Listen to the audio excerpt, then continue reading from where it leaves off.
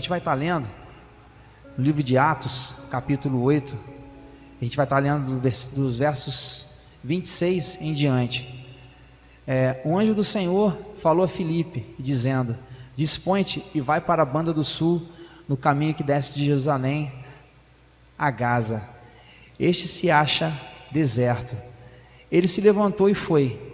Eis que um etíope, eunuco, alto oficial de Candace, rainha dos etíopes, o qual era superintendente de todo o seu tesouro, que viera adorar em Jerusalém, estava de volta e, assentado no seu carro, vinha lendo o profeta Isaías.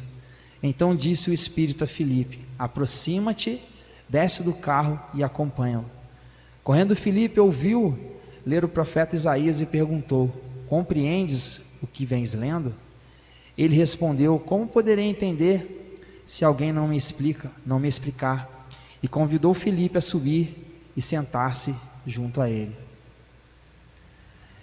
E o que a gente vê dentro dessa história é que Filipe é levado pelo Espírito Santo para falar de Jesus para uma pessoa que possivelmente ele nunca tivesse visto.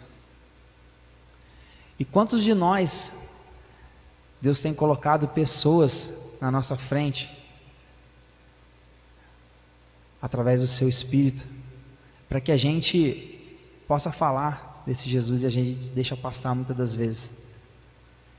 Que isso é para mim, que nós possamos estar pensando nisso. A gente precisa de falar de Jesus o tempo todo. A nossa vida tem que ser totalmente voltada para o Evangelho, para aquilo que Deus quer que nós façamos, as Escrituras, a sua palavra, o nosso testemunho. E a nossa adoração, ela tem que ser um estilo de vida. E ela sendo um estilo de vida, ela com certeza, através do nosso testemunho, vai estar falando para outras pessoas. E através da nossa boca, através do WhatsApp, através do Facebook, através de e-mail, você pode estar alcançando pessoas para falar de Jesus. E a nossa oração, que a gente vai estar orando nesse momento, é que as oportunidades venham a aparecer, é que, para que essas pessoas que você já tem orado e que você tem falado, que essa mensagem possa estar fazendo morada no coração dessas pessoas, e para que Jesus mande muito mais outras pessoas, para que a gente tenha a oportunidade de falar de Jesus para elas, falar do amor dele e falar de tudo que ele tem feito por nós. A gente não pode esconder, a gente não pode guardar para a gente tem que compartilhar, fazer como Filipe fez. Ele não se recusou a fazer, ele saiu e foi fazer um discípulo. E através desse etíope, com certeza ele foi falar para muitas outras pessoas que ele conhecia. Ele conheceu Jesus através de Filipe. A gente precisa de ser Simão, que é o nosso projeto, e está falando de Jesus. E a gente vai estar fazendo essa oração nesse momento, para que Jesus possa estar fazendo, nos ajudando a fazer a obra, né? A gente faz e Jesus toma conta do resto. E eu vou pedir Diácono Thales para que venha aqui. Por favor, Thales, e faça essa oração pela vida dos nossos irmãos. Oremos. Obrigado, Senhor, porque podemos ter a oportunidade, Senhor, de falar contigo todos os nossos dias, Senhor. Obrigado, Senhor, pelo sacrifício na cruz, Senhor. Obrigado, Senhor, porque o Senhor renova nossas forças todos os dias. Senhor, agora eu venho te pedir, Senhor, que o Senhor nos capacite, Senhor, para alcançar as pessoas, Senhor. Possamos falar, Senhor, do amor, Senhor, da paz e da alegria, Senhor, que só o Senhor pode dar, que é a alegria, que é a paz, que é o amor, que é para sempre, ó Deus. Senhor, toque no coração dessas pessoas, Senhor, que elas possam sentir, Senhor, abraçadas, Senhor, confortáveis, Senhor, na Tua presença. Nos ajude, Senhor, que essas pessoas, Senhor, possam também, Senhor, na oportunidade mais para frente, Senhor, vir à Tua casa, louvar o Seu santo nome, Senhor, mesmo em casa, Senhor, nessa quarentena, Senhor, que o Senhor possa tocar nos corações dela, Senhor, que ela possa, Senhor, louvar, engrandecer o Seu nome lá também. Em nome de Jesus que eu te olho e te agradeço por tudo. Em nome de Jesus. Amém, Pai. Paz, nós estamos aqui mais uma vez para adorar e exaltar o nosso Rei Jesus, aquele que é único, aquele que é digno do nosso louvor e da nossa adoração e da nossa gratidão. E a gente exalta esse Jesus, não porque Ele faz, mas é porque Ele é, porque Ele tem que ser tudo nas nossas vidas. Nós somos gratos por isso. A gente vai estar cantando isso e celebrando o nosso Rei Jesus. Amém?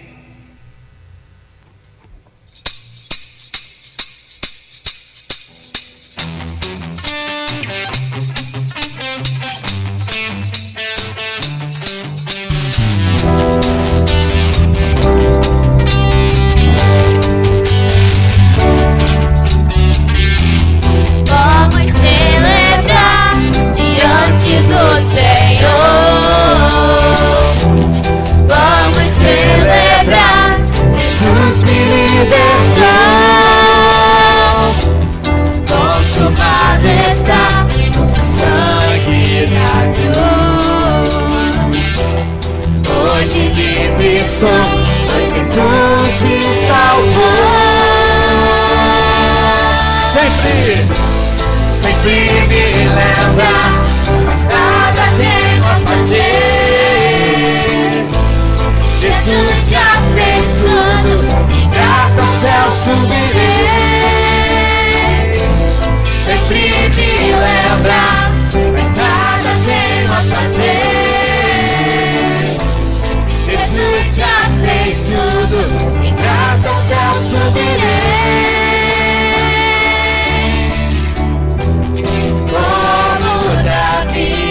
Eu vou te servir. Eu quero ser seu, eu cansei de ser teu.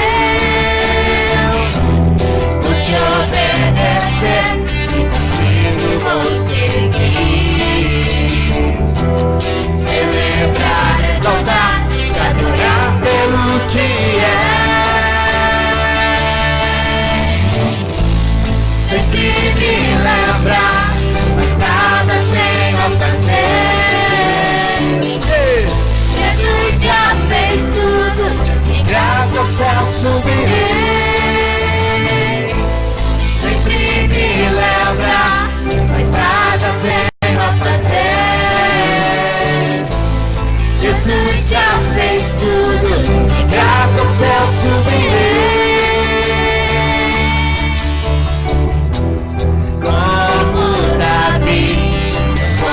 Te servir. Eu quero ser seu, eu cansei de ser teu. Vou te obedecer e contigo vou seguir. Celebrar, exaltar, te adorar pelo que és. Diga que eu sou grato. Eu sou grato por tudo. Eu sou grato por tudo. Eu sou grato por tudo que o Senhor já fez. Pelo sangue, pela cruz, eu sou grato. Eu sou grato por tudo. Eu sou grato por tudo. Eu sou grato por tudo que o Senhor já fez. Eu sou grato por tudo. Eu sou grato por tudo. Eu sou grato por tudo que o Senhor já fez.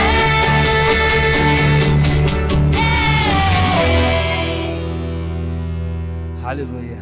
Glorificado seja o nome do nosso Rei Jesus. Amém.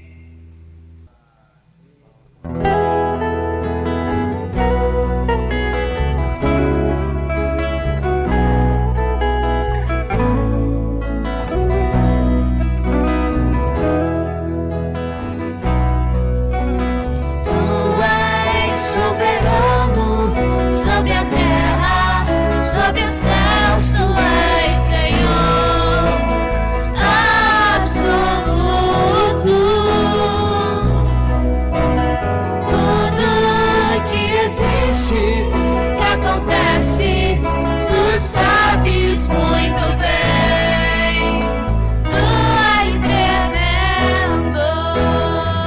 Tu és soberano sobre a terra, sobre os céus. Tu és Senhor absoluto.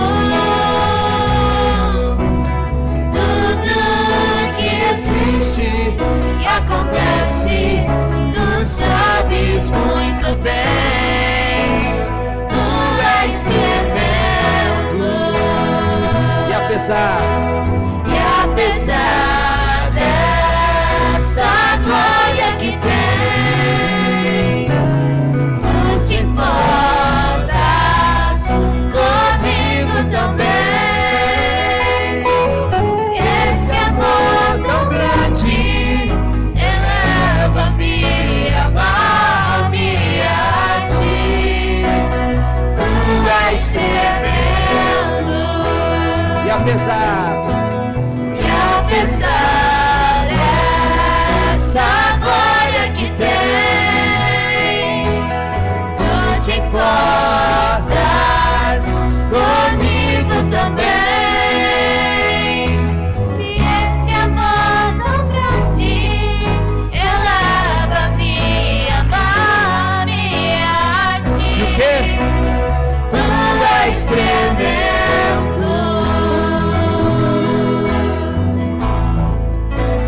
Tu és tremendo.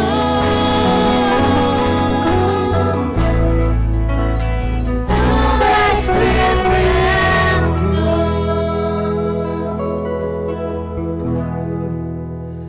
Nós vamos, Senhor, te adorar e te exaltar e declarar que o Senhor é tremendo. Nós viemos declarar que o Senhor é o único tremendo, o Senhor é o único que merece todo louvor, toda glória. Nós viemos aqui, Senhor, humildemente para entregar o nosso louvor, entregar a nossa adoração ao Senhor. Sabemos que não é suficiente, Senhor, por tudo aquilo que o Senhor fez na cruz do Calvário por nós. Mas nós viemos aqui, Senhor, para te agradecer, para te adorar e para te exaltar. Mais uma vez, obrigado pela cruz, obrigado por tudo que o Senhor é nas nossas vidas. Em nome de Jesus, amém. Amém. Muito bem, irmãos, vamos estudar a palavra escrita do Senhor. Vamos trabalhar sobre a prática das doutrinas da graça de Deus. Jeremias capítulo 15, versículo 16, ele fala assim: achadas as tuas palavras, eu as comi.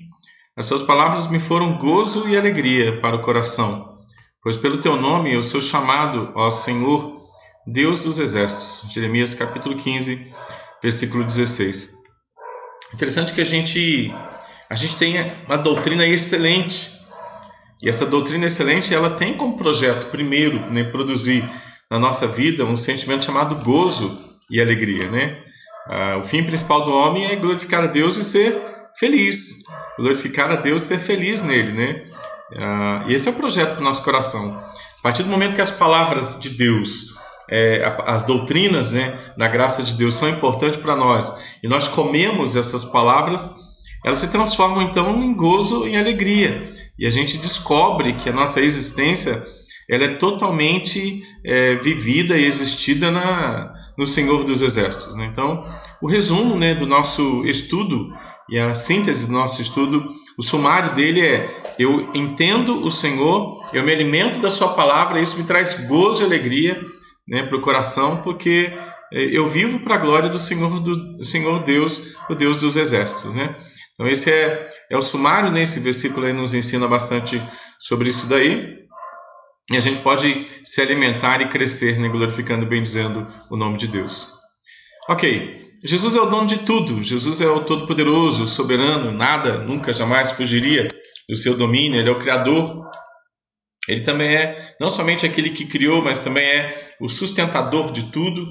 Ele é o Deus de toda a criação, sustentador de toda a criação, de todos os acontecimentos que cercam a sua criação, dos micros acontecimentos aos macros acontecimentos. O Senhor Jesus é o dono de tudo. O Salmo 24, um salmo depois do Salmo 23, e o Salmo 23 fala que é o meu pastor e nada me faltará. O Salmo 24 afirma assim: o Senhor, pastor do Salmo 24, no Salmo 23, é também o dono de tudo. Ao Senhor pertence a terra, tudo o que nela se contém, ao Senhor pertence o mundo, ao Senhor pertence os que nele habitam em todos os tempos. O Senhor é o dono único de tudo o que nós vemos, o Senhor também é o dono único de tudo o que nós não vemos. Nós estamos debaixo do controle, da direção do Senhor individualmente, mas o Senhor também domina sobre todas as coisas que existem em todas as coisas, em todos os lugares. Ao Senhor pertence a terra, tudo o que nela se contém. O mundo é do Senhor e os que nele habitam também são dele. Isso num fator de governo, de soberania, de império, de majestade, de domínio sobre todas as coisas. O Senhor domina sobre tudo o que vemos, o Senhor domina sobre tudo o que não vemos, o Senhor domina sobre tudo o que nós imaginamos e o que nós não imaginamos também. O Senhor continua governando como Deus único e todo-poderoso de tudo o que tem na terra. Ok? Quando pensamos que tudo, de uma forma geral, pertence ao Senhor, chegamos à conclusão que todos os detalhes da vida de todas as pessoas estão debaixo de suas mãos, debaixo do seu governo. Essa visão de controle geral se torna muito íntima, particular e também transformadora quando tratamos, então, da ação de Jesus na vida dos seus filhos, dos seus eleitos, daqueles a quem ele escolheu para se relacionarem com ele. Não no aspecto geral da criação, mas na intimidade, na particularidade de um relacionamento íntimo entre pai e filho. Um pai salvador, um pai governador, um pai imperador e um filho que foi então resgatado por esse pai amoroso. Dessa forma, a vida com Jesus é totalmente prática, não diz respeito somente ao controle e governo dele sobre tudo, mas nos leva a entender o que esse controle geral e governo produzem de maneira particular em mim, ou de maneira coletiva, igreja, em nós. Enquanto vivemos as mais diversas situações neste mundo, a gente entende e descobre que nosso fim principal é glorificar esse Deus maravilhoso que nos colocou com um propósito específico nessa terra. A gente está aqui, dentro dos propósitos do Senhor, A gente está vivendo aquele que começou a boa obra no nosso coração, a gente está vivendo uma vida debaixo da providência absoluta dele, Ele que manda em todas as coisas, e a nossa vida é uma vida com propósito, Nós estamos dentro, a gente faz parte desse processo do Senhor, A gente experimenta da sua providência porque a gente entende que Ele é o Pai que está nos treinando para que possamos entender o que Ele já fez por nós de tão poderoso e glorificar seu nome. Primeira pergunta, do Catecismo de Wittenberg, ele pergunta assim: qual é o fim principal do homem? Qual é o propósito do homem? E o propósito é adorar, o propósito é glorificar a Deus, mas não é só glorificar e ser feliz. Glorificar o nome do Senhor e ser feliz, glorificar a Deus e gozá-lo para sempre, Nós somos chamados para ser felizes no Senhor. Então, quando a gente encontra a palavra de Deus e a gente se alimenta dessa palavra, isso é gozo e alegria para o nosso coração.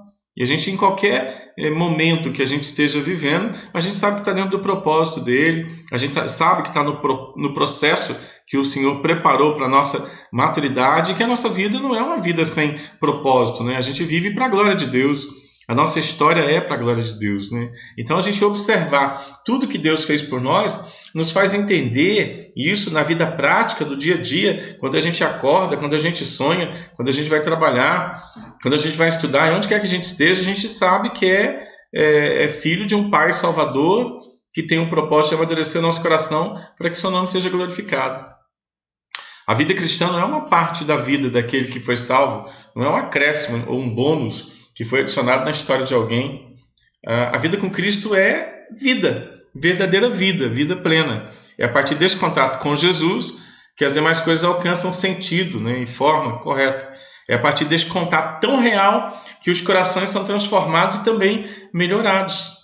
A fé em Jesus e o consequente desenvolvimento da vida cristã fazem parte de um processo prático, de um processo diário, onde a graça resgatadora, a graça eficiente, suficiente, poderosa, majestosa de Jesus trabalha em todos os pontos, todos os cantos da minha alma, da sua alma, a fim, com o propósito de produzir uma transformação que será vista em atitudes e palavras, a famosa satisfação, a famosa gratidão, E é dessa forma que os que foram salvos por Jesus vão aprendendo a deixar a visão medíocre e superficial da vida, fundamentada no aqui e agora, para enxergarem aquilo que é muito mais pleno e muito mais profundo e aquilo que é eterno.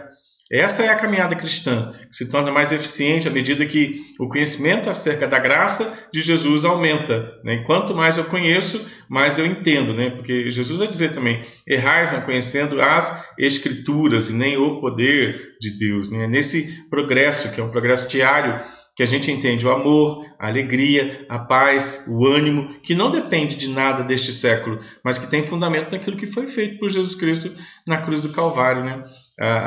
Meu amor, minha alegria, minha paz, meu ânimo, né? Meus bons pensamentos, minhas boas atitudes, minha fé, a minha mansidão e o meu domínio próprio não depende de nada dessa terra.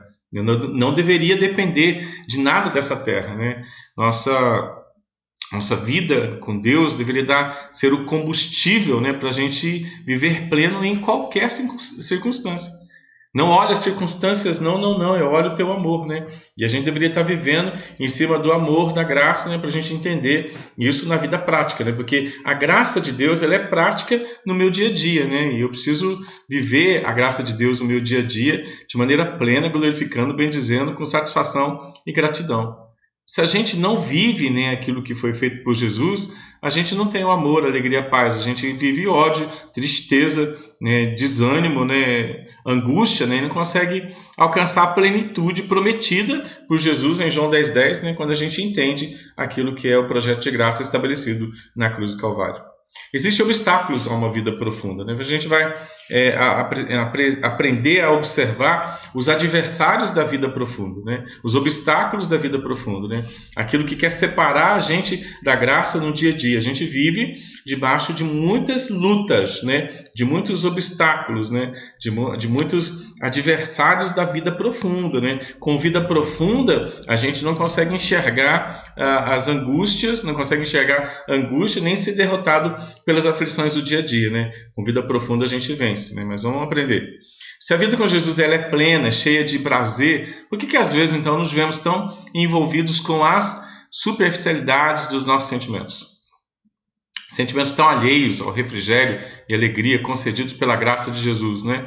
A gente foi carregado, né, de amor, alegria, paz e ânimo, mas às vezes a gente se pega desanimado. Por que a gente não vive a plenitude da salvação, né? O bom amor, a grande alegria, a excepcional paz, né? E o excelente ânimo, né? Por quê? Por que muitas vezes estamos tão mergulhados em desânimos, tristezas, inseguranças, insatisfações e debaixo de tanta frustração? Se o que Deus já fez, se o que o Senhor Jesus já fez na cruz do Calvário, já deveria vacinar a gente com amor, alegria, paz, ânimo, os bons sentimentos, boas atitudes, fé, mansidão e domínio próprio, né? Por que a gente ainda está vivendo uns dinamismos completamente equivocados, né, acerca da graça de Deus e não consegue ser pleno? Por quê? Por que qualquer coisa tem o poder de assustar a gente, como se qualquer coisa fosse maior do que aquilo que já foi feito por Jesus para nós na cruz do Calvário? Por que nós vivemos assim, né? Vamos tentar entender um pouquinho, né?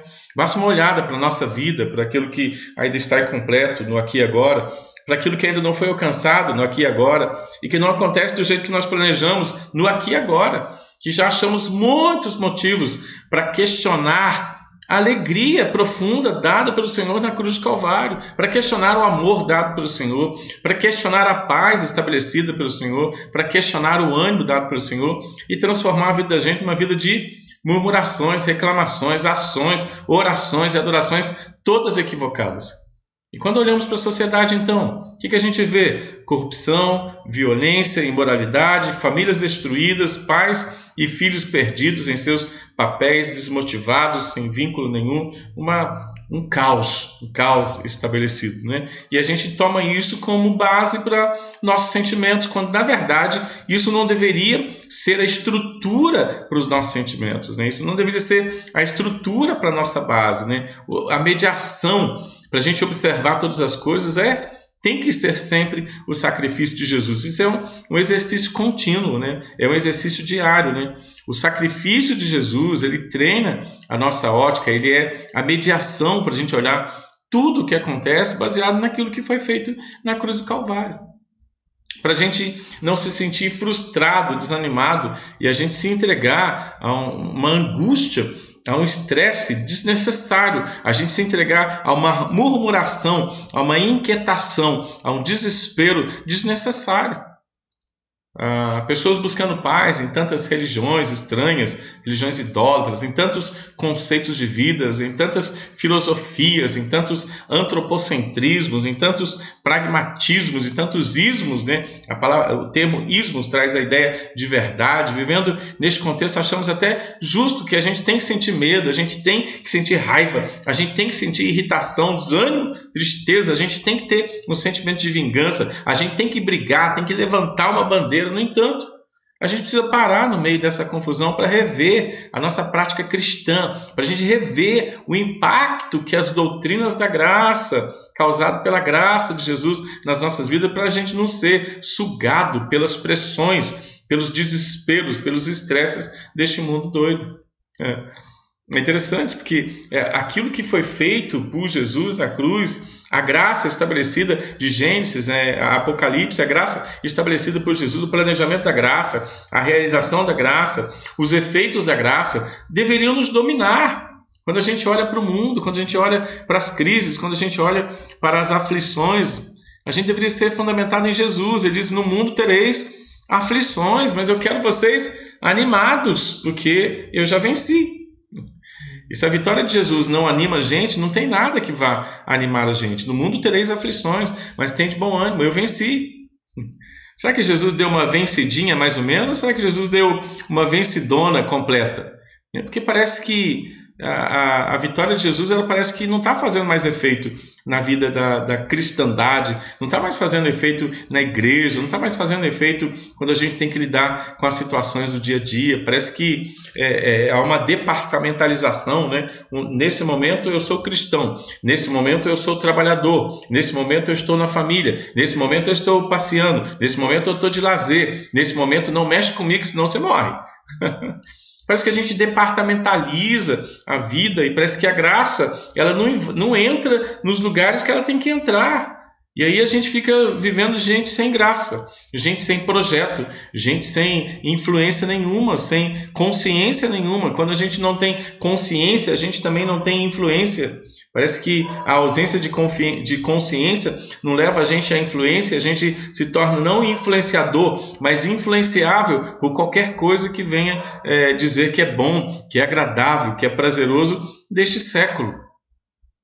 E o desafio para nós, né, é entender que a graça de Jesus ela nos condiciona a vivermos diferente na família, nos condiciona a vivermos diferente no lazer, na escola, no trabalho, na sociedade, nas eventualidades do dia a dia, na maneira como nós conversamos, né, na maneira de olhar todas as coisas, tendo Cristo como mediador, tendo uma vida então dentro dos propósitos do Senhor, existindo debaixo do controle e do governo absoluto de Jesus Cristo, dentro de toda a história. Jesus é o único pastor da humanidade, o único Senhor da humanidade, sem concorrência. Ele governa de maneira absoluta e a gente não pode esquecer disso, porque quando nós nos esquecemos disso, a gente vive uma vida sem graça. Uma outra palavra para uma vida sem graça é desgraça.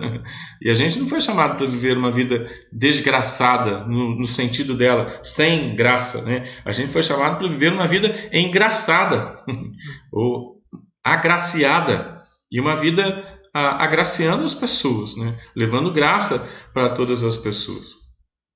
O profeta Jeremias, ao escrever o texto que a gente leu, capítulo 15, versículo 16, ele estava num ambiente completamente desprovido de esperança. Ele estava vivendo um contexto caótico também. O povo havia se afastado do Senhor e o que restaria para eles era somente a condenação. Jeremias estava sozinho, sem apoio do povo, porque ele falava as verdades do Senhor. Ele dizia: Tu, ó Senhor, os sábios, lembra-te de mim, ampara-me, vinga-me dos meus perseguidores, dos meus adversários, não me deixes ser arrebatado por causa da tua longanimidade. Sabe que por amor de ti eu tenho sofrido afrontas, né? Então, no contexto, né, de viver a verdade, tem adversários da verdade, né? A palavra adversário do hebraico é Satanás, e a palavra adversário, traduzido para o grego, é diábolo, né? Então, a gente tem os diábolos da vida cristã, a gente tem os satanases da vida cristã, a gente tem os perseguidores, os adversários, que até usam a palavra de Deus, mas não ministram a palavra de Deus. Quando você quer viver no centro da vontade de Deus, você vai descobrir que você vai viver uma certa perseguição, você vai viver com adversários. Em Jeremias aqui ele está dizendo, olha, Senhor, lembra-te de mim, ampara-me, vinga-me desses adversários, né? Não me deixe ser arrebatado por causa da tua longanimidade, sabe? Que por amor de ti eu tenho sofrido afrontas, porque eu amo a tua palavra. Tem gente que não ama a tua palavra, não ama estar no centro da tua palavra, as pessoas estão me perseguindo, né? Estou sofrendo afrontas, né? Parece que é meio normal, quando você conhece a verdade, começa a viver a verdade, parece que você é um extraterrestre, né? Mas esse é o projeto. Esse é o projeto do Senhor. Fizeram isso com o seu Senhor, né? Não se assuste das pessoas não gostarem tanto de você por você viver o que é certo, por você viver as doutrinas da graça na vida prática, né? Por você ter uma prática debaixo das doutrinas da graça. Mas o que trouxe alegria ao coração de Jeremias, mesmo na situação de cativeiro e luta que ele estava, foram as palavras do Senhor, ao ponto dele dizer no próximo versículo, né? Eu encontrei a tua palavra e eu me alimentei de tua palavra. E elas me foram, então, no meio de afrontas, de meio de perseguição, elas me foram gozo e alegria para o coração. E agora, pelo teu nome, eu sou chamado, né? E o Senhor é o Deus dos exércitos. Jeremias, que é do Senhor dos exércitos. Né? Você, Edivaldo, Mateus, ou você da igreja, você que é servo do Senhor, você se alimenta da palavra, elas se tornam a tua grande alegria, gozo, a plenitude de alegria, e você é reconhecido agora por ser alguém que é do Deus Todo-Poderoso. E a história da humanidade cristã é essa, né? Encontrei a tua palavra, me alimentei da tua palavra, ela é a minha alegria, né, para o coração, e agora eu sou chamado pelo teu nome. É interessante isso, né? Esse resumo, né? Essa síntese existencial espiritual, né? Você encontrou a Bíblia, você se alimenta da Bíblia, ela é a grande alegria do seu coração e você é reconhecido mesmo no meio da afronta, porque o capítulo 15, versículo 15, fala que ele está sendo perseguido, fala que ele está sendo afrontado, fala que ele está sendo desafiado, mas ele encontrou a Bíblia, ele encontrou as doutrinas do Senhor, se alimentou das doutrinas do Senhor e agora ele tem gozo e alegria mesmo no meio da perseguição. Agora ele tem gozo e alegria, ele é reconhecido como alguém que é do Senhor, Deus dos exércitos, né? Ele é reconhecido como alguém que é do Senhor, o Deus dos exércitos. Né? Agora a palavra diz aí, né? O Senhor, né? Que é o diretor da história, e o Deus dos exércitos, aquele que briga. Aquele que quer brigar, briga comigo. É o Deus Todo-Poderoso, né? Então essa síntese, esse resumo, doutrinas da graça, me alimentam, né? Isso é meu gozo e minha alegria, e agora eu sou reconhecido por ser do Senhor, é o resumo da vida, meu irmão. Conhece a Bíblia, se alimenta da Bíblia, então ela vai te dar gozo e alegria, né? E aí, como é que você vai ser reconhecido? Como um homem de Deus, como alguém que é chamado pelo nome do Senhor, o Senhor Deus dos exércitos, não somente o Senhor diretor da história, mas aquele que, se precisar, ele sai no tapa por causa de você, porque você é dele. Não é bom isso? Né? Um resuminho gostoso, né? Eu amo a palavra, eu me alimento da palavra, ela é meu gozo e alegria, né? E o Senhor é quem me protege, que me guarda, né? Que é o meu diretor, o dono da história, né? Ele guarda a minha alma, ele guarda os meus sentimentos, a certeza de que ele governa, a certeza de que a história foi escrita por ele, a certeza que ele está comigo. Isso é a realização, é o gozo e a alegria do coração. E é isso que a gente está falando em termos de conhecer a palavra e se alimentar dela. É relembrando a grandeza da graça de Jesus descrita na sua palavra que os nossos sentimentos serão adequados e moldados, não às pressões do dia a dia, das situações, das pandemias, das guerras, das crises, dos governos corruptos, né? E circunstâncias que vivemos e vemos, mas sim moldados e submissos à maravilhosa graça, meu irmão, graça maravilhosa. Lutero dizia, né, que quando ele disse que a gente precisa lembrar do Evangelho todos os dias, é porque a gente Se a gente se esquecer do Evangelho, a gente começa a entrar numa angústia espiritual, né? A gente precisa lembrar daquilo que foi feito por Jesus, né? Evangelho são boas novas de vitória. A palavra evangelho, ela nasce lá no Antigo Testamento, e o evangelista era aquele corredor que vinha contar para o rei, ou vinha contar para a cidade que o rei ganhou a batalha ou o rei perdeu a batalha. O evangelho é a gente contar para as pessoas, né, que o Senhor separou para ouvir, né, que a batalha espiritual já foi vencida, né, que o Senhor venceu na cruz do Calvário. Nós somos pregador do evangelho, das boas novas. As boas novas era a notícia que o corredor que saía da guerra, o Senhor dos Exércitos, o corredor estava lá na guerra. Aí o rei avisava, avisa a cidade, avisa o povo, ou o capitão mandava avisar o rei, avisa lá que a gente venceu.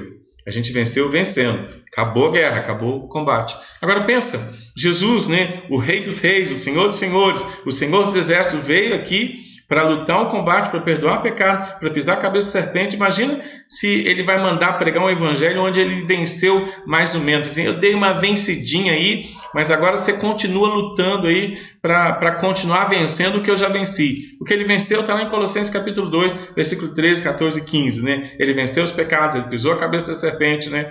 Todos os capetinhos foram algemados do inferno para você ter só a luta contra a ignorância. A ignorância é a grande angústia da igreja. Quando a gente perde a visão da doutrina da graça, quando a gente perde a visão do evangelho, da vitória na cruz, quando a gente perde a visão da santificação, da gratidão, a gente não caminha mais para a glorificação pulando de alegria, né, com satisfação. A gente fica sempre lutando contra alguma coisa que já foi vencida. Precisamos ler o Evangelho todos os dias, precisamos lembrar do Evangelho todos os dias para a gente não se esquecer do Evangelho. Meu irmão. É muito fácil a gente se esquecer do Evangelho.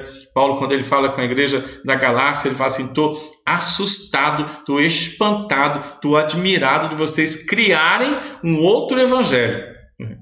E a gente cria um outro evangelho, porque a gente é circunstancial, a gente tem Alzheimer espiritual, a gente se esquece daquilo que Jesus fez de maneira tão completa e plena na cruz do Calvário, e a gente fica inventando outro evangelho. A gente tem facilidade de criar coisas, né? A gente tem facilidade de criar nossos ismos, né? Aquilo que a gente acha que é bom, que é bonito, que é inteligente, interessante, a gente coloca rapidamente no lugar de Cristo, né? A gente tem que lutar, irmãos. Moisés estava junto com o povo, foi lá buscar a palavra. Em 40 dias o povo se esqueceu que quem tinha tirado eles do Egito tinha sido o Eu Sou. E eles fizeram um bezerro de ouro, e eles começaram a se dobrar diante do bezerro de ouro. 40 dias depois, irmãos. 40 dias depois. A facilidade que a gente tem de se dobrar diante de bezerros de ouro dessa existência é impressionante. Por isso a gente precisa rever o Evangelho, a gente precisa lembrar da maravilhosa graça diariamente. Com o joelho dobrado, dizer: Senhor, obrigado por tudo o que o Senhor já fez por mim na cruz do Calvário, obrigado por vencer, obrigado por preparar o céu para mim. Agora, enquanto não vou para o céu ainda, me dê santificação, satisfação pela maravilhosa graça, santificação até ir para a minha casa, glorificação. Ok? Vamos caminhar. A boa notícia do Evangelho envolve todos os pontos básicos da salvação. Vamos meditar. Nosso estado depravado, portanto, totalmente incapaz de voltar os olhos para o Senhor. O amor do Senhor em nos escolher no meio de tantos pecadores e nos chamar para Ele de forma irresistível. Ainda agora perseverar em nós para que haja crescimento, maturidade espiritual, para que o nome do Senhor seja glorificado. Né? Esse é o resumo da tulipe, né? O nosso estado depravado. Nunca houve nada de bom dentro do ser humano. Dentro do ser humano, meu irmão, é só trapos de imundície. Tudo que existe dentro do nosso coração, mesmo depois do Senhor nos chamar, nos comprar, a gente tem que lutar contra um camarada horrível. O povo aí que gostava de assistir o Scooby-Doo, né? Lembra, irmãos, que tinha um fantasma lá, tinha um demônio ou alguém, né? Mas no final da história, eles iam lá e tiravam a máscara da pessoa e descobria que o problema eram pessoas, né? O problema sempre são pessoas, né? Pessoas depravadas, totalmente incapazes de olhar para Cristo, pessoas ensimesmadas, né? Motivadas pelo aqui e agora, né? O problema sempre são pessoas. E quando a gente não vence, o problema é sempre a gente mesmo, né? Nosso estado depravado, a gente é incapaz de voltar os olhos. E mesmo agora, depois que o Senhor vai tratando o nosso coração, esse tratamento é um tratamento diário, é uma terapia diária, onde a gente precisa de palavra, onde a gente precisa conversar a Bíblia, onde a gente precisa ouvir cânticos, bons cânticos que falam da maravilhosa graça, que falam da supremacia de Cristo, para a gente ficar firme. Graças a Deus que Ele não abre mão da gente. Graças a Deus que Ele mantém a gente focado e quando a gente desfoca, Ele puxa a orelha para que a gente amadureça e glorifique o seu bom nome, o seu santo nome. Efésios capítulo 2, versículo 1 ao 10 diz assim: Ele nos deu vida, Ele vos deu vida, estando vós mortos nos delitos e pecados, nos quais andastes outrora, segundo o curso deste mundo, segundo o legado deste mundo, segundo a filosofia deste mundo, segundo o príncipe da potestade do ar, essa ideia, essa filosofia, esse legado que está no ar, do Espírito que agora atua, no mesmo Espírito que agora atua nos filhos da desobediência, os quais um dia também todos nós andamos, né, segundo as inclinações da nossa carne, fazendo a vontade da carne, fazendo a vontade dos nossos pensamentos. Éramos, por natureza, filhos da ira, como também aqueles que não foram alcançados ainda são. Mas Deus, rico em misericórdia, por causa do amor com que nos amou, estando nós mortos em delitos, Ele nos deu vida juntamente com Cristo. Pela graça somos salvos. Juntamente com Cristo nos ressuscitou, nos faz assentar nos lugares celestiais em Cristo Jesus, para mostrar nos séculos vindouros a suprema riqueza da sua graça, com bondade para conosco em Cristo Jesus. Porque pela graça do Senhor é que fomos salvos, mediante a fé. A fé não existe em nós, a fé é presente de Deus, não é por obra nenhuma de ninguém, para que ninguém se glorie. Somos feitura dele, fomos criados em Cristo Jesus para as boas obras. Quais boas obras? As que Deus de antemão preparou na eternidade para que então estivéssemos dentro dela. Tudo vem de Deus, tudo é o Senhor, né? E a gente descobre-se então completamente passivo dentro desse projeto amoroso que vem do Senhor, que vai realizando na nossa mentalidade, não os cursos deste século, não as filosofias desse século, não os pensamentos desse século, mas vai formando na gente uma visão espiritual. Isso é Efésios capítulo 2, ao ponto de dizer, Ele nos ressuscitou, nos puxou, nos assentou nos lugares celestiais em Cristo Jesus, para que a nossa compreensão não seja a compreensão deste século, mas seja a compreensão espiritual, e tem nos treinado para nos colocar em boas obras, em lugares onde a gente vai efetivar a sua vontade, na família, na igreja, no trabalho, na escola, para que a gente desenvolva boas obras. Sal da terra, luz do mundo, bom perfume de Cristo, obras que Ele preparou para que andássemos nela, para que glorificássemos o seu nome, para que amadurecêssemos nela. A gente está dentro do processo de Deus, como a gente pregou em Filipenses capítulo 1 no domingo, né? Quem não assistiu pode assistir, aperta tweet, né? Vai lá na mensagem, ou daqui a pouco vai estar no YouTube também. Já está no YouTube? Vai estar no YouTube também, você pode assistir no YouTube a mensagem, né? Como que são os santos do Senhor. Eles estão dentro do processo do Senhor, eles estão debaixo da providência do Senhor, e eles têm que viver uma vida de propósito. A vida deles não é para eles, a vida deles é glorificar e bendizer o nome de Deus, porque o fim principal do homem, do eleito de Deus, é glorificar a Deus e ser feliz no Senhor, e ser feliz com o Senhor, e ser satisfeito naquilo que Ele fez. Já está lá no YouTube? Já está no YouTube, irmãos. Procura lá Filipenses capítulo 1, né? Faz muito sentido, né, assistir essa mensagem, tá bom? O papel, né, a função dos santos, né, as três marcas dos santos, né, de Cristo Jesus, né? Primeira marca que eles estão dentro do processo do Senhor. Segunda marca, eles estão dentro da providência do Senhor e vivem uma vida com propósito, né? PPP. Você está no processo, né? Está debaixo da providência e deve viver uma vida com propósito. Mas vamos caminhar. Como tudo isso então pode ser prático? Como que tudo isso pode ser prático diante das grandes e pequenas situações que vivemos diariamente, né? Como é que a doutrina da graça é prática? Como é que tudo aquilo que foi feito por Jesus, né, desde o planejamento de Gênesis até a conclusão em Apocalipse, pode ser prático na minha vida? Como nos lembrar de tudo isso para que a nossa reação seja firme, fortalecida no Senhor diante das situações que são diárias?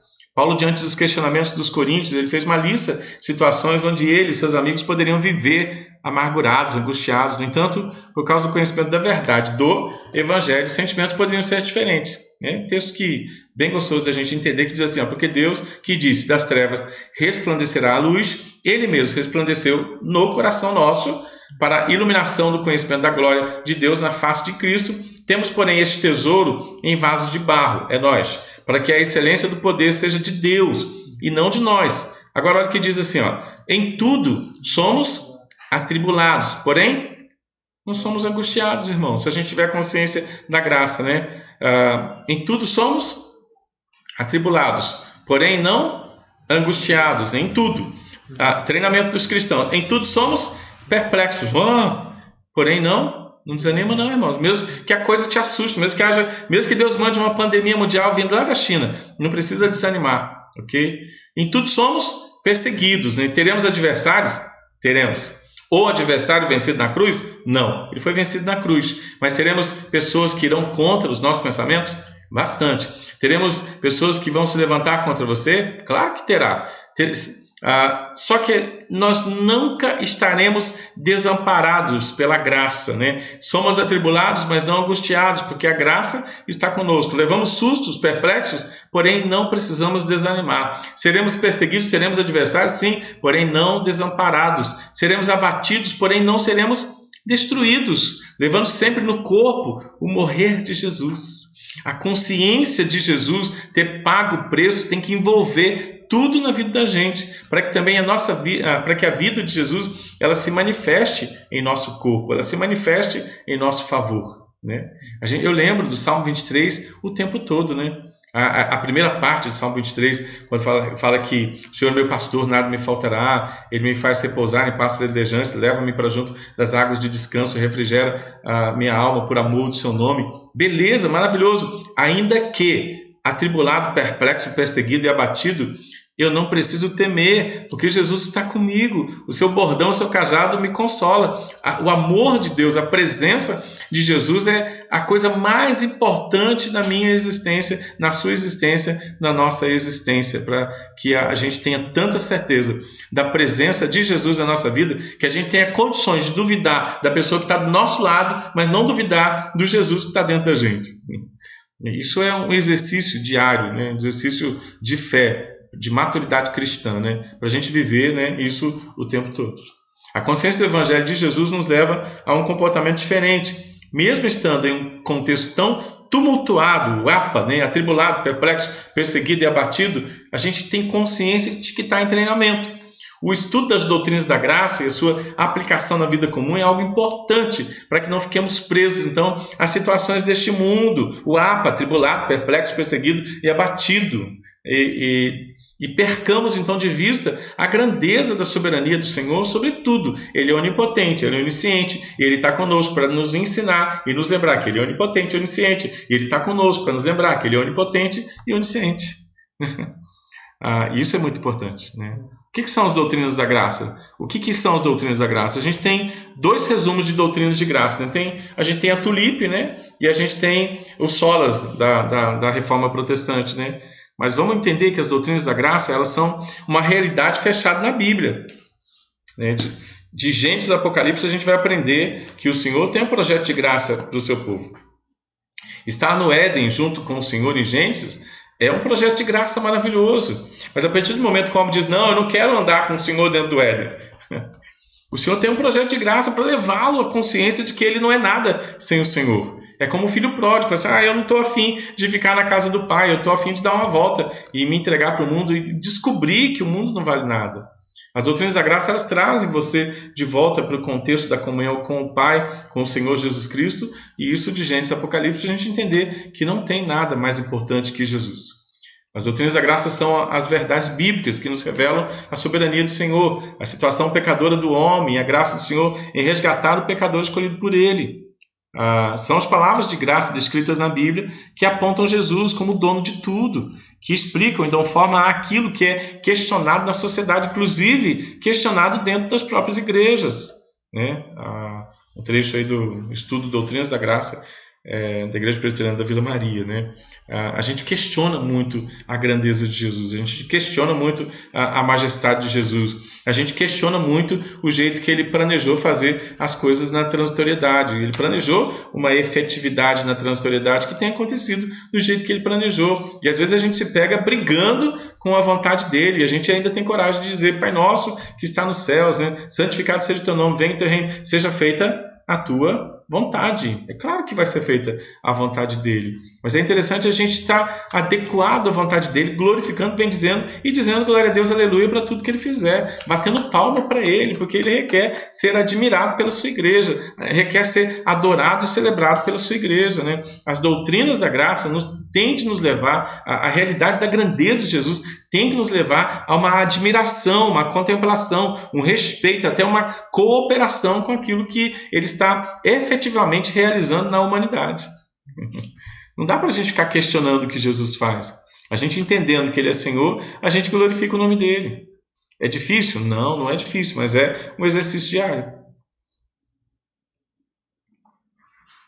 E vamos caminhar. Historicamente, alguns documentos importantes como o Solas, a Escritura, os 5 pontos do calvinismo, as confissões que exaltam a soberania do Senhor são fontes de aprendizado sobre as doutrinas da graça. A visão geral, né, a gente tem uma visão geral nesses catecismos que centralizam, né, que focalizam a doutrina da graça. Só que eles são só um pouquinho, né? A gente tem toda a Escritura, né, para a gente olhar e dizer assim: uau, né, como que Deus é grande, como que o Senhor é poderoso. Você lembra dos 5 solas, né? Os 5 solas revelam o quê? Vamos dar uma olhadinha aí na sua tela. Sola Escritura, né? Somente a Escritura, né? Revela Jesus, né? Somente Cristo, né? Revela a fé, nos dá a fé, que nos faz entender a graça, né? A maravilhosa graça, e nos leva a viver somente para a glória de Deus. Olha o resumo da palavra aí. Isso é o resumo das Escrituras, né? Somente a Bíblia revela Cristo, que nos dá fé, que nos dá a graça para vivermos somente para a glória de Deus. Bonitinho isso aí, né? Isso é um documento histórico, né? Um resumo das 95 teses de Calvino. Resumo dos pensamentos... De Calvino não, irmãos, de Lutero. É um resumo, né, na Alemanha, mostrando que tem um Deus, que há um Senhor, né, que é revelado nas Escrituras. As Escrituras revelam Cristo. Cristo vai nos dar fé para a gente viver pela graça. E vivendo pela graça, a gente glorifica somente o nome de Deus, né? Isso é muito bonito, né? A gente tem no tempo de Calvino, né, os 5 pontos do calvinismo, que não foi o Calvino que elaborou, né? Calvino, lógico, pregava contra a depravação total do ser humano, né? Mostrava que não há nada que presta no homem, né? Então o Senhor, ao eleger, não há nada, nenhuma condição no homem, né? Mostra que o Senhor morreu pelos eleitos que ele planejou na eternidade, não há como resistir a esse amor, nenhuma vez que a gente se entende dentro da graça, quem vai nos perseverar até a eternidade é o próprio Jesus Cristo, né? Então a perseverança do santo nos santos, né? Do santo Jesus nos santos, né, que estão aqui na terra. Isso é um resumo rápido da graça, né? Então vamos dar uma olhadinha nisso aí, ver como é que isso é prático, né? Depravação na vida prática. Não há bondade em nós, isso nos leva ao senso de depender do Senhor. Se pensarmos que podemos produzir algo de bom em nós, que nos justifique diante de Deus, não temos então uma compreensão completa daquilo que é a obra redentora de Cristo.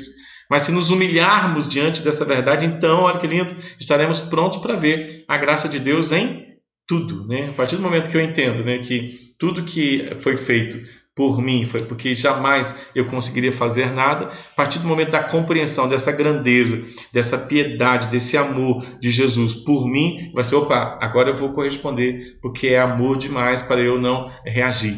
Isso num plano de satisfação maravilhoso, né? A eleição incondicional, ela nos ensina que Deus nos amou, nos escolheu, mesmo sem merecimento nenhum. Por isso, eleição sem condição sem condição humana nenhuma, eleição incondicional do homem. A escolha foi dele, do Senhor, de Jesus, por pura graça, por misericórdia. Essa ação maravilhosa do Senhor garante a nossa vitória, nos leva a um gás. O que é gás? Gratidão, adoração e santidade. Então o gás que a gente tem que ter tem que ser por causa da gratidão, tem que ser por causa da adoração e tem que ser em santidade, muito satisfeito com aquilo que o Senhor fez. Nunca teve nada que presta em mim, para o Senhor dizer, olha que belezinha, eu vou chamar Ele. Mas agora, uma vez que Ele nos chamou, Ele vai nos treinando, vai nos capacitando, vai nos dando bagagem, vai nos dando satisfação, gratidão, adoração e santidade nele. Tá bom?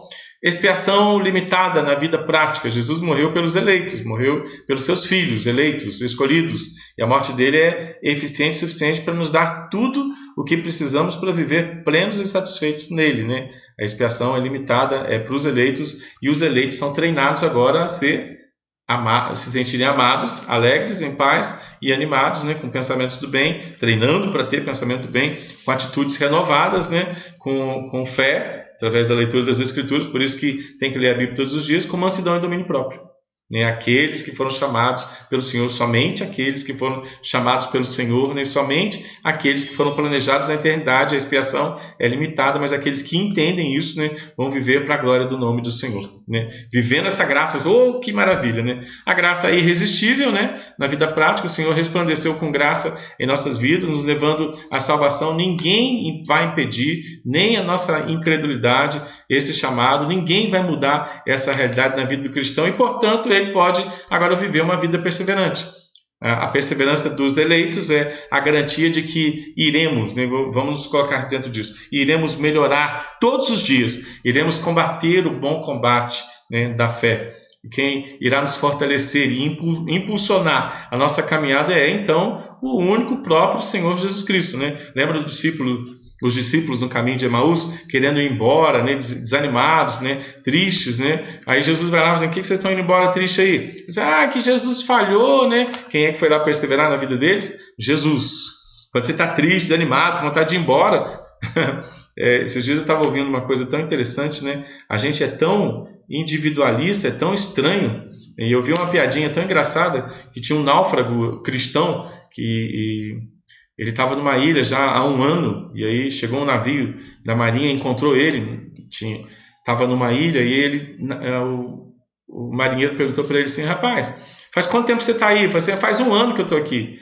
Aí olhou, e aquelas 3 casinhas ali? Falei, não, o que é aquilo? Falei, aquela primeira casa ali é a minha casa onde eu moro. E aquela segunda casinha ali? Falei, não, aquela é a minha igreja. Aí o marinheiro disse, aquela terceira casinha lá? Aquela terceira casinha lá é a minha última igreja. Ele já tinha mudado de igreja, ele morava sozinho numa ilha. A gente é esquisito, irmãos. A gente é muito esquisito. A gente é esquisito até com a gente mesmo. A gente é esquisito, irmãos, ao ponto de Jesus ter que treinar a gente diariamente. Diariamente o Senhor precisa treinar a gente, porque a gente é muito esquisito. Quando você olhar no espelho hoje, você pode apontar para ele, mas tu é esquisito, hein, rapaz? Ô garoto esquisito. Se não fosse a perseverança dos santos na sua vida, você só ia fazer besteira. E mesmo morando sozinho, você ia se desviar. Você ia fugir de casa morando sozinho. De tão esquisito que você é. Intolerante, que nós somos. Então o Senhor, Ele persevera em nós diariamente, tratando o nosso coração e nos moldando, para a gente se parecer mais com Ele e se parecer menos com a gente mesmo. Por isso que Jesus, quando Ele nos chama em Mateus 16, Ele fala, quem quiser vir após mim, negue-se a si mesmo. Então assuma a minha personalidade, assuma a minha imagem e semelhança, e a gente vai caminhar junto. Como é que a gente faz para viver as doutrinas da prática no dia a dia?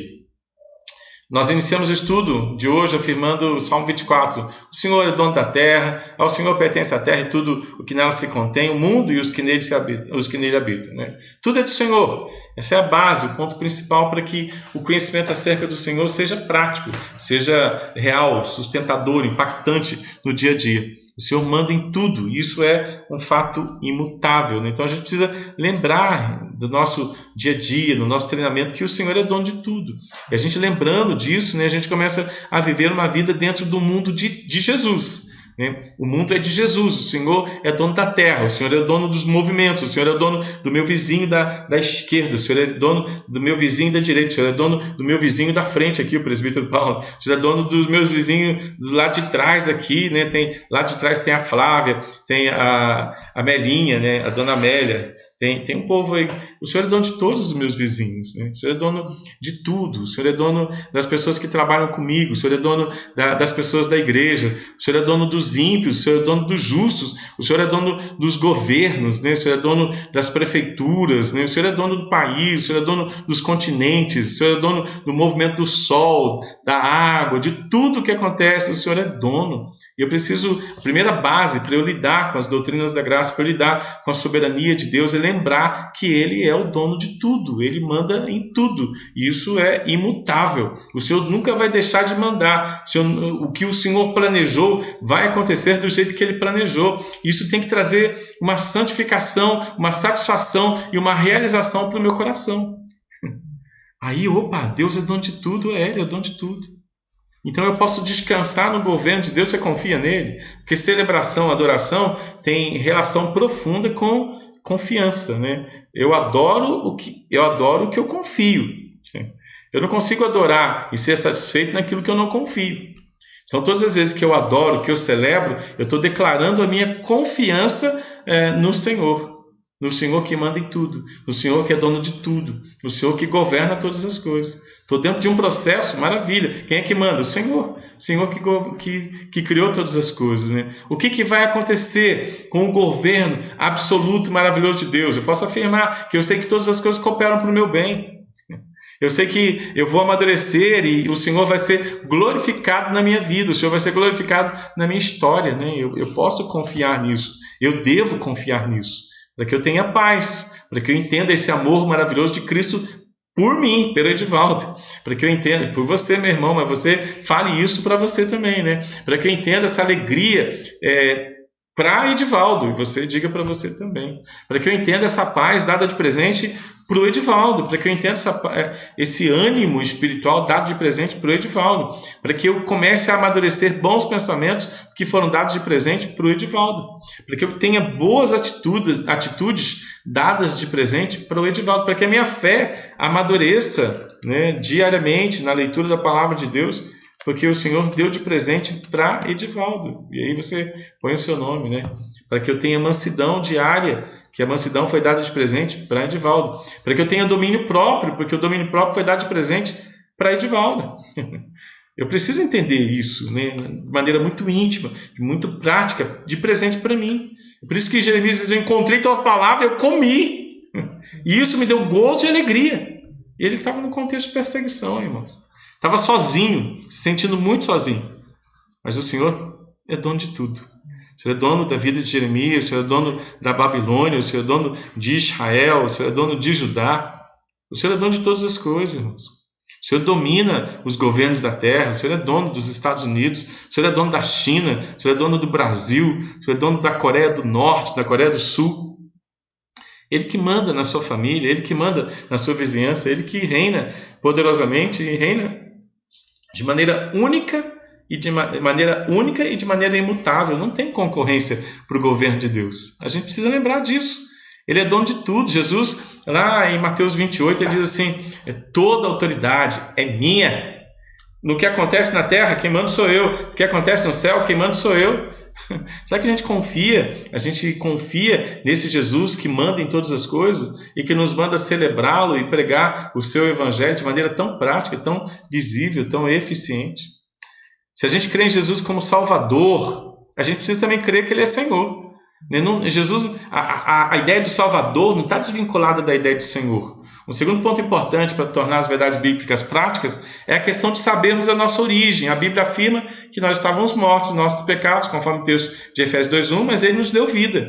Nós estamos vivos agora para glorificar e bendizer o nome do Senhor. Portanto, sem a graça soberana e salvadora, nunca teríamos acesso ao Senhor. Porque pela graça somos salvos através da fé. A fé não é nossa. A fé foi dada de presente, e esse presente que Deus nos deu foi para que nos aproximássemos dele com confiança. A ação do Senhor em nos manter nele é também um ponto que precisa ser visto e considerado diariamente, pois essa certeza nos garante o consolo, o descanso, a força e tudo o que é necessário para vivermos neste mundo. Pensa, irmãos, a gente tem fé porque o Senhor, a gente foi salvo pela graça, porque o Senhor deu fé de presente para a gente poder se relacionar com Ele. Por que Deus deu fé para a gente? Por que o Senhor, pela graça, nos salvou? Porque Ele nos quer juntinho dEle, conversando com Ele, confiando nele. Por que Jesus em Mateus 6,6 fala assim, olha, eu quero que você vá para o seu quarto, feche a porta do quarto e vamos conversar. Ele gosta de conversar com você.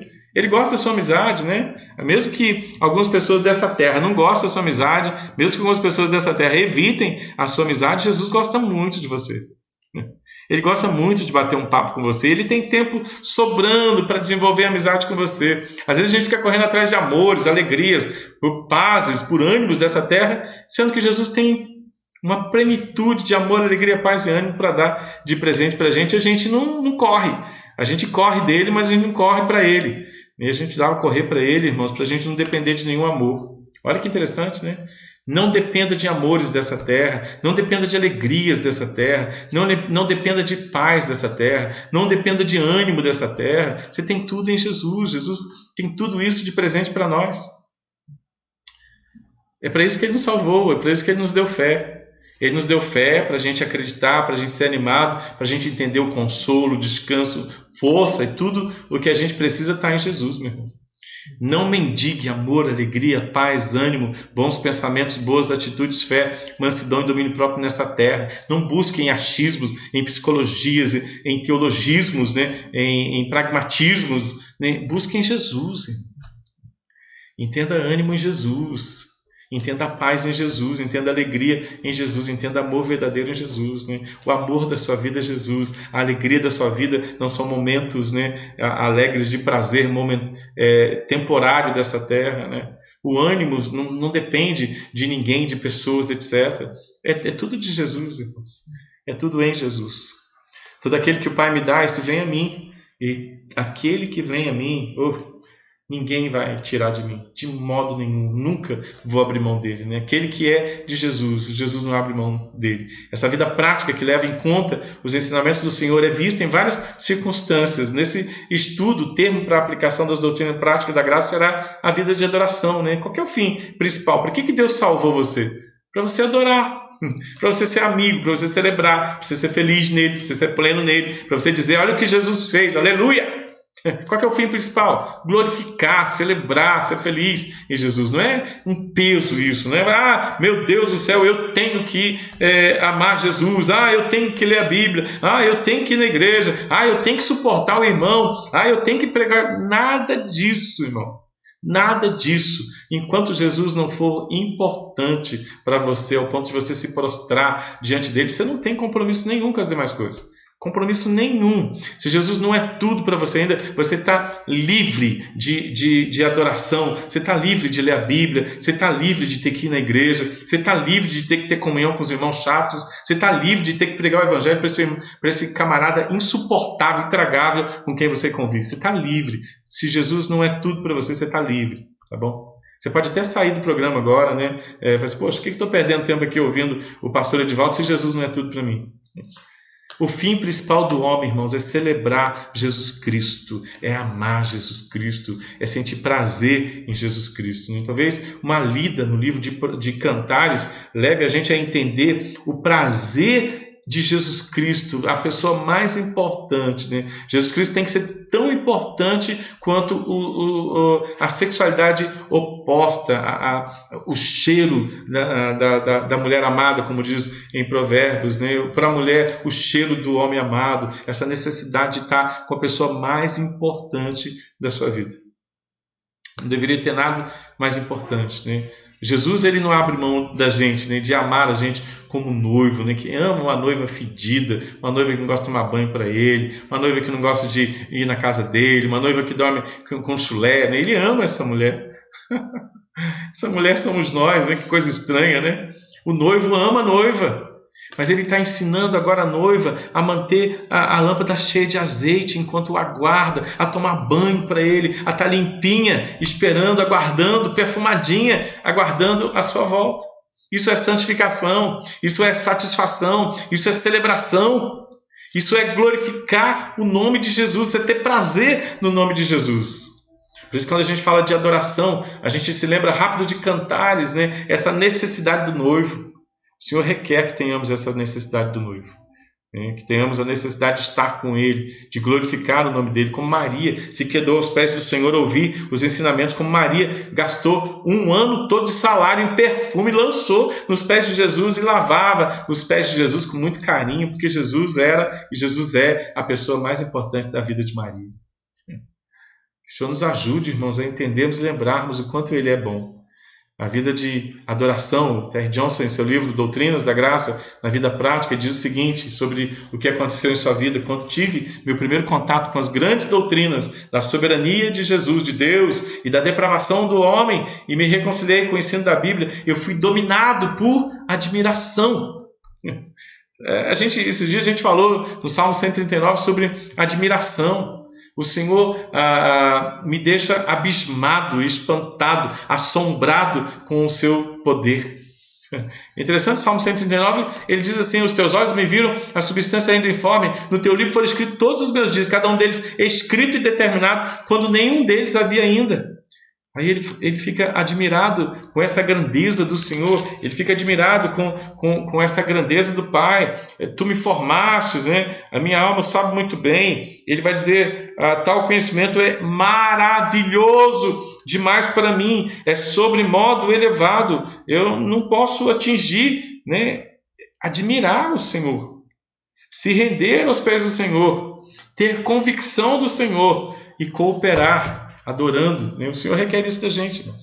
O Senhor, quando Ele se revela para nós, Ele requer a nossa admiração, Ele requer a nossa rendição, Ele requer a nossa contemplação, a nossa convicção, a nossa confiança nele. Ele é muito grande. Admiração é um sentimento meio perdido na correria do dia a dia. A gente faz isso em relação às pessoas que estão ao nosso redor, a gente faz isso com a nossa família, porque fazemos isso também com Jesus, irmãos. Nós não paramos mais para observar o que elas fazem, para nos admirar com suas atitudes, com suas vitórias, com seu crescimento, com suas histórias. A gente está muito ocupado. Deixamos essa contemplação e admiração de lado, inclusive em relação ao Senhor Jesus Cristo e a sua graça linda.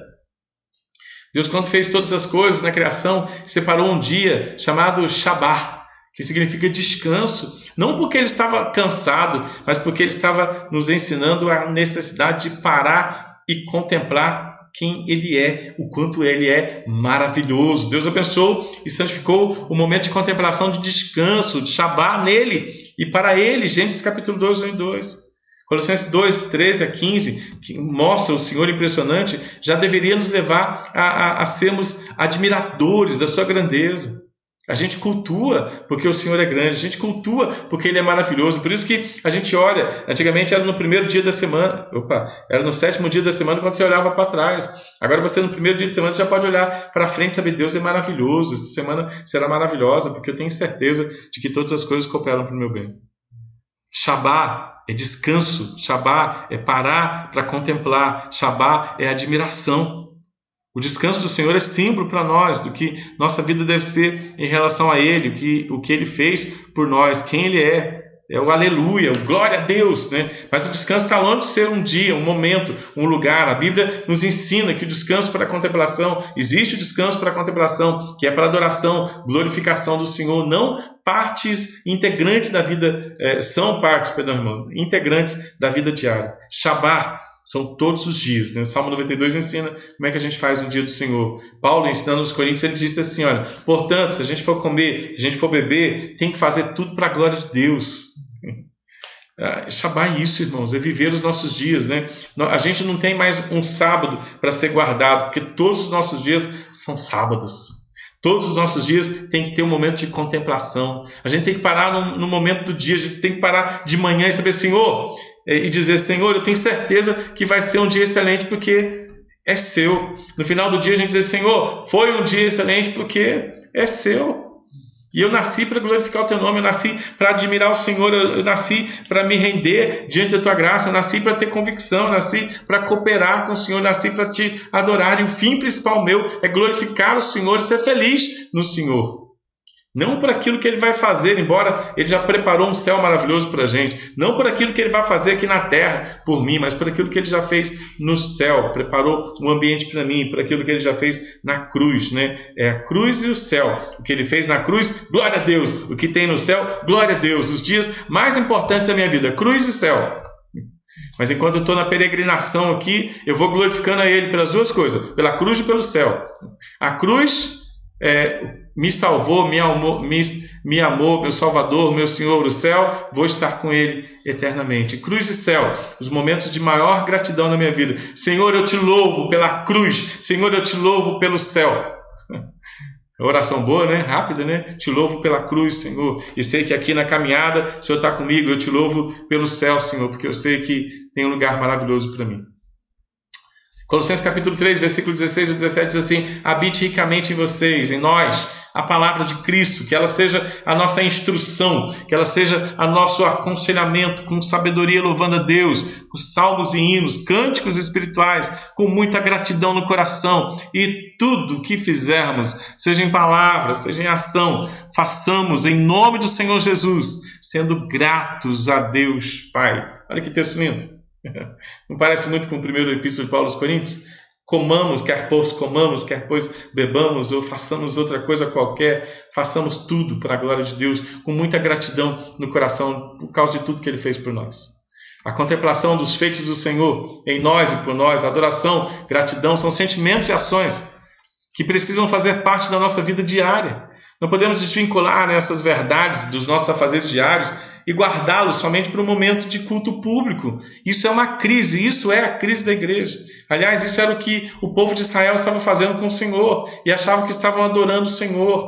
Quando Isaías diz assim, Isaías 1, de que me serve a multidão dos seus sacrifícios. Estou cansado já dos holocaustos de carneiros, gorduras de animais cevados.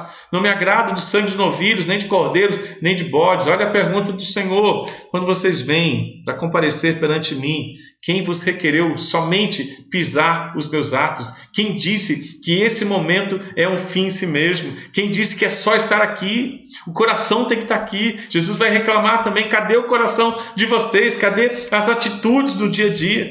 Quem disse que vida com Deus é só no Shabat, chamado domingo? Quem disse que é só num dia? Quem disse que é só entrar na igreja e fora da igreja? Como é que está a vida de vocês? O Senhor está dizendo assim, olha, o coração não está aqui, o coração está longe demais. Isaías 29 diz assim, o Senhor disse, visto que este povo se aproxima de mim com sua boca e com seus lábios, me honra, mas o coração, cadê o coração? E o seu temor para comigo consiste só em mandamentos humanos que maquinalmente aprenderam. Continuarei a fazer obra maravilhosa no meio deste povo, sim, obra maravilhosa e um portento, de maneira que a sabedoria de seus sábios perecerá e a prudência dos seus prudentes se esconderá. O Senhor está cansado de vida divorciada da adoração, né? A adoração ela começa na segunda-feira, continua na terça, na quarta, na quinta, na sexta, no sábado e no domingo ela é uma verdade.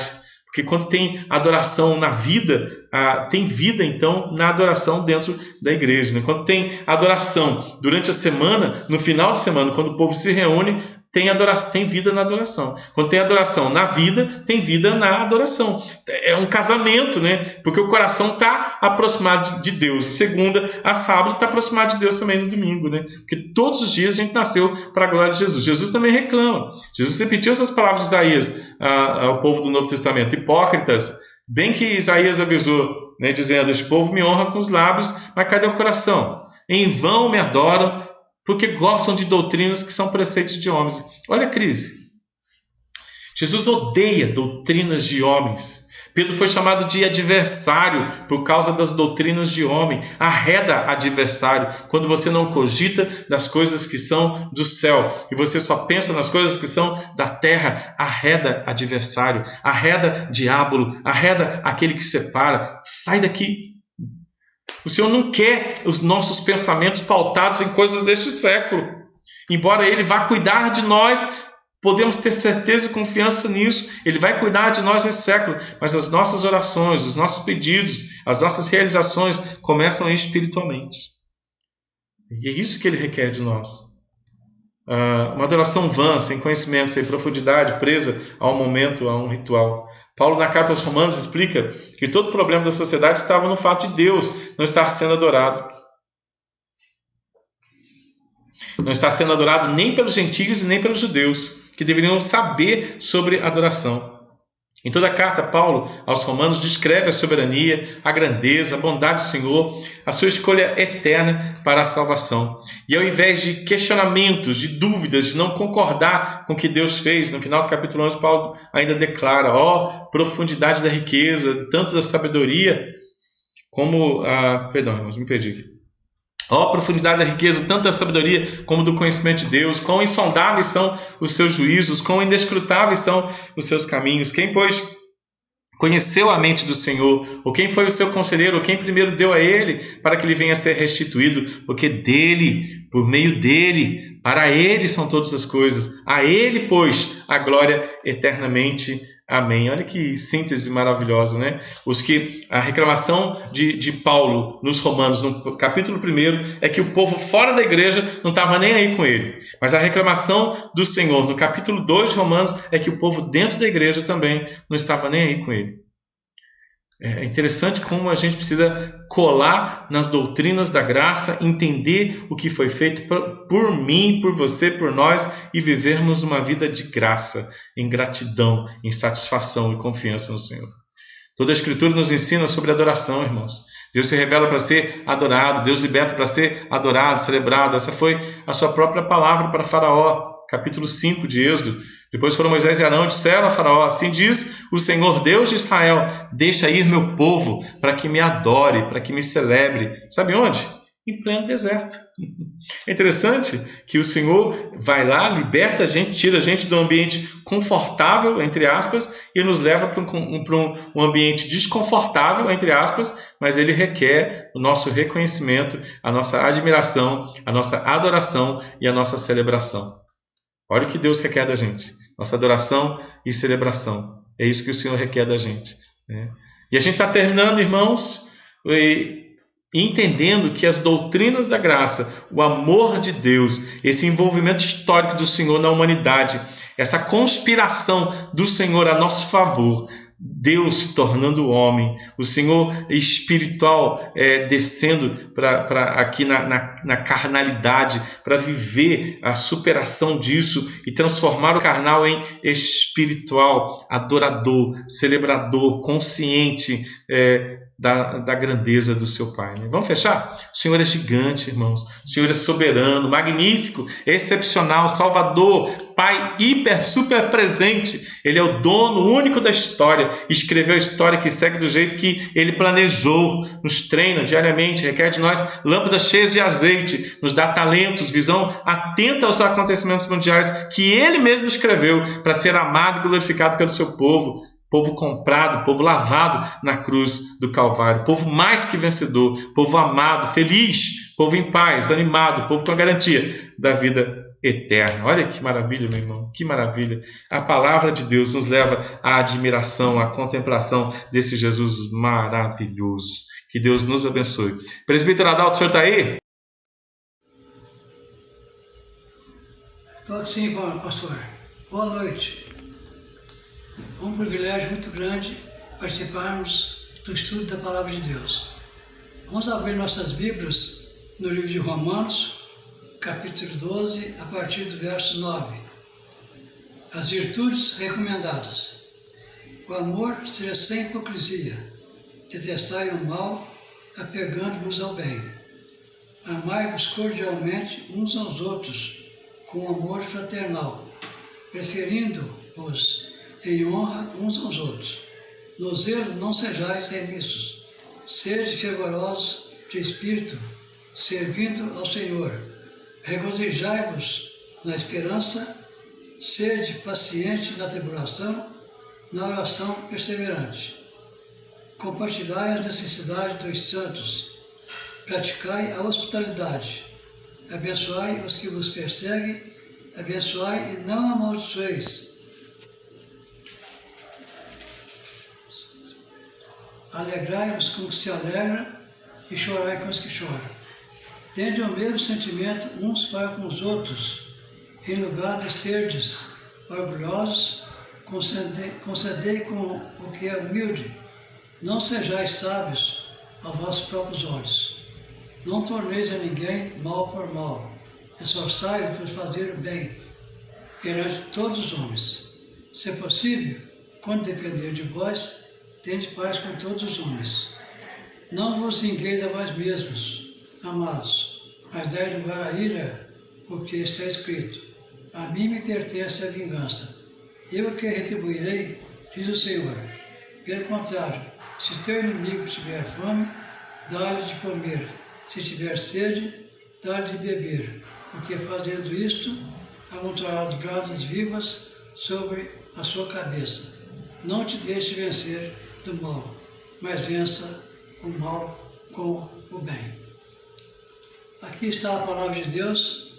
Se nós pegarmos esse texto e colocar em prática na nossa vida, é o suficiente para nós viver. Santo Deus, nosso Pai, glorificado seja o teu nome. Muito obrigado, Deus, por essa oportunidade de estarmos, ó Deus, falando contigo. Te pedimos, ó Deus, continua nos abençoando, abençoando, ó Deus, a tua igreja, abençoando, ó Deus, o teu povo, principalmente aquelas pessoas que estão com dificuldade financeira, com dificuldade de saúde, esteja abençoando, Deus, recuperando sua saúde e que eles possam ser agradecidos a Ti. Nós pedimos, Deus, esteja abençoando aquelas pessoas que estão neste momento perdendo seus entes queridos, perdendo emprego, esteja abençoando, Deus, esteja fazendo com que esteja eliminando esse vírus para que o nosso país, o nosso mundo volte à normalidade.